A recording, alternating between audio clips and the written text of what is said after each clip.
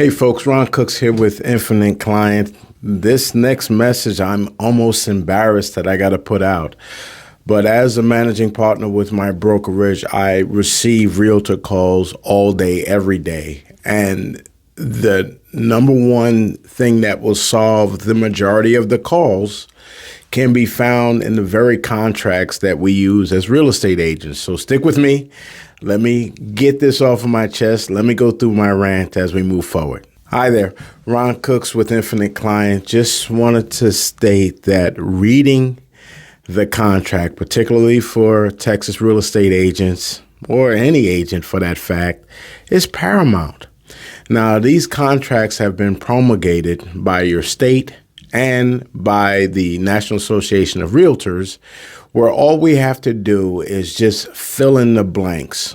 Be careful not to add any verbiage to it, because that can be looked at as practicing law if you decide to do any of that verbiage. And if verbiage is needed, then what you simply do is you ask your client to consult with an attorney so that attorney can add that verbiage and we can put it together with the contract for the other side of the party to sign. But you yourself, unless you are an attorney, please avoid adding any extra verbiage to this. As a matter of fact, we have a paragraph in our contract called special provisions. And we, as a brokerage, limit our agents to what they can put in there. And if it's anything outside of that, we want to know about it. We want to hear the verbiage that's being put in there to see whether or not you are skewing on the side of practicing any law. But I digress. Let's talk about the contract itself. For us, it's a 10-page document, and it is written at a level that's easily digestible for anybody. This thing is not designed to stump you or have legalese or a lot of small print. It is very clearly written. So read the contract. So as a professional, that is the one thing that we should be doing. We should be just reading this document or know this document so well that we are able to explain or paraphrase to our clients exactly what it is that they are reading. And please encourage your clients to read the document as well. So when I do brief and counsel my clients, I give them a summary of what it is that they are signing. But I also end it with, hey, please, but read through the document yourself and see if what I'm telling you is any different from what you will be reading. That way we can sit down and clarify it so that you have a full understanding of what's going on in the process.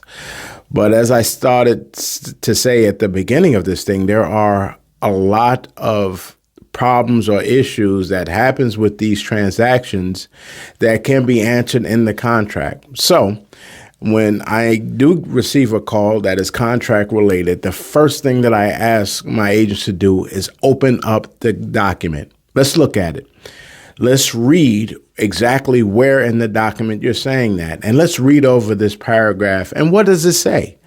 And if the agent is wrong and they are not understanding their fault in whatever the transaction is, and they got to own up to it. Oh, I messed up. I didn't hit this timeline. I didn't do this thing as I was supposed to have done. You own up on that. And then you go to your client and explain that because I was your representative and we didn't do this thing, we are now in default. Actually, the client is in default. We are simply representing them. And that's the way it's explained. But I always go to the contract. And if I get an agent on the other side that doesn't understand what's going on, I simply tell the agent, don't just give it to them as folklore or this is the way we've always done it. What I want you to do is I want you to go to that paragraph in the contract. I want you to highlight it. I want you to cut and paste it. And I want you to send that to the agent with your explanation as to why you did whatever action you did. That way, you are protected in that you are going directly off of the document that both of you are using, which both sides should be doing anyway. I really love that method of doing things, especially for those senior agents and brokers out there that like to bully my newer agents and tout their resume in front of my agents because I've been doing this for 25, 30 years. You don't know what you're doing. You're brand new at this thing. This is the way it should be done. And I simply tell my agents, well, look, okay, got it. Let's read it together. And we read it and we go through it, and the agent finds that they are in fact true. I says, don't argue with them. Just simply cut that paragraph out, copy, cut, paste, send it back to the broker and said, well, according to paragraph X and according to what was filled out in this document, here is how I read it. Please tell me how you interpret this very paragraph that you're telling me I'm wrong about. And that way you put them on their heels, and they'll understand that they have no argument to stand on because you've shown them in the document to do that. But you can only do that if you're really familiar with the contract. It is not a hard read.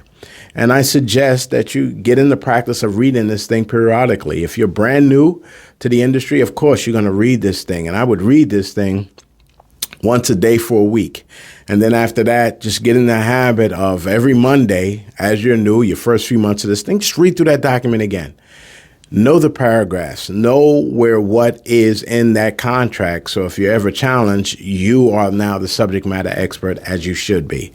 So don't let that document intimidate you. And the best way to do that is to go through that document and know it like the back of your hand. I'm Ron Cooks. I'm with Infinite Client, hoping that the tidbits that I have in here and share with you can be something that will help you make your career a lot easier. You take care, and I'll talk to you soon. Bye.